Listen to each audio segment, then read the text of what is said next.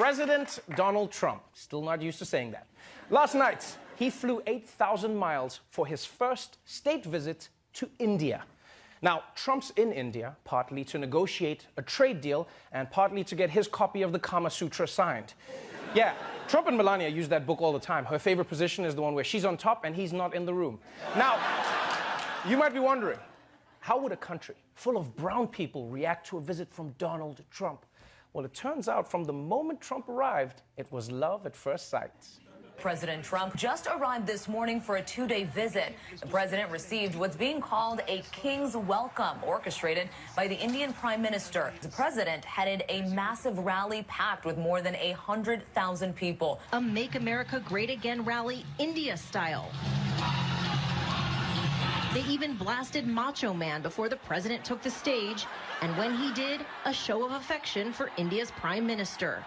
Namaste, Trump! The president is overwhelmingly popular here in India, where his pro-business, tough-on-terror image is widely admired. I happen to like Prime Minister Modi a lot. He says between the stadium and the airport, we'll have about 7 million people, so it's going to be very exciting.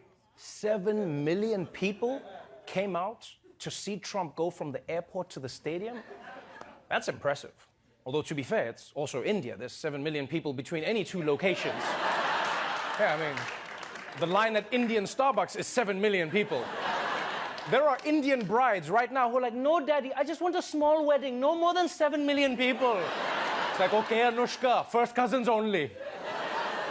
But it is true that Donald Trump is very popular in India. Right? Some like him because of his anti-Muslim rhetoric. Some like him because of his business savvy. And all of them like him because his skin looks like tikka masala. And since India is so fond of President Donald Jaipal Trump, they pulled out all the stops for his visits. At India's famous Taj Mahal, workers paint, spruce and polish. Roads are renovated. And nearby, the Yamuna River rises as millions of litres of water are released to cover its foul, polluted smell. Preparations included a hastily built wall that critics say was meant to block the view of a slum, keeping thousands of poor people out of sight. Yeah, India is trying so hard to impress Trump that they're building new roads, cleaning up dams, and even building a wall to hide their slums. And you know Trump's got to love that. He's just like, you see, they built a wall, and I haven't seen a single Mexican. It works, folks.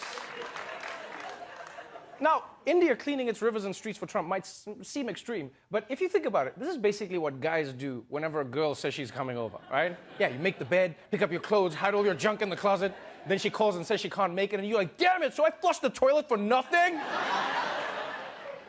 So clearly, India is trying to give Trump a memorable experience. There was, however, one tiny culture clash that Trump had to deal with. Donald Trump is in India this morning, but he could be forced to go without his favourite meals of burgers and steaks. India's Prime Minister, Narendra Modi, a devout vegetarian, plans not to serve any meat to the president during his visit. One person who's familiar with President Trump's eating habits has told the media they're worried about how he'll cope with the lack of meat, saying, "I have never seen him eat a vegetable." I honestly don't know what's stranger. The fact that Trump might eat vegetables or that people are actually worried about how it will go. Because you realize the news wasn't even snarky about it. They weren't like, haha, the president has to eat vegetables. They were like, yo, if Donald Trump eats broccoli, he could die. So this is going to be hard on Trump. And you know what I was thinking is what's worse for him is that cows are so sacred in India that they're allowed to just wander around in the city. So can you imagine how hard that's going to be for him? He hasn't eaten beef for 2 days, and then he's just going to start seeing cows in the streets, and he's going to be like, oh my God, I'm hallucinating. All the cows I've eaten have come back to haunt me. I'm sorry, cows. I'm so sorry. So sorry. But I will say I'm impressed because despite the beef issue, Trump is making the best of his India trip. In fact, he even made an effort to show the Indian people how much he respects them by trying to speak their language. And it went about as well as you would think. India welcomes us at the world's largest cricket stadium right here in Ahmedabad. Namaste, Chiwala, Gujarat, Sardar Patel, Ashram, Sachin Tendulkar, Gujarat, Goa, Diwali. As the great religious teacher Swami Vivekanand once said.